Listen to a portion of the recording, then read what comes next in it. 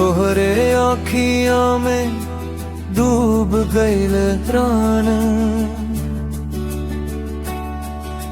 मुस्कान तोहार बने मेरी जान।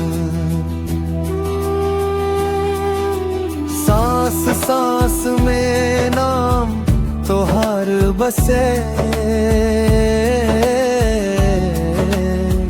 दिल बोले दिन रात बस तू ही तू छाए। चाल तोहार बिजली गिरावे हो,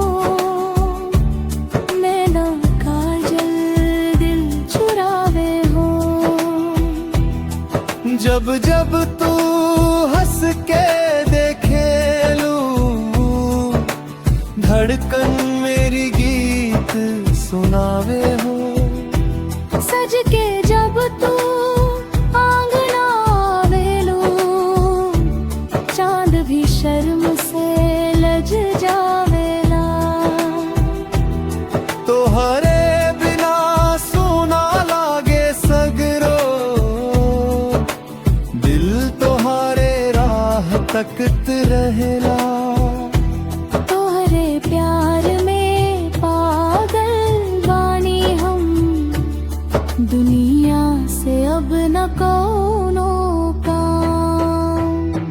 जन्म जन्म साथ निभाइब हम, लिख दे दिल पे तोहार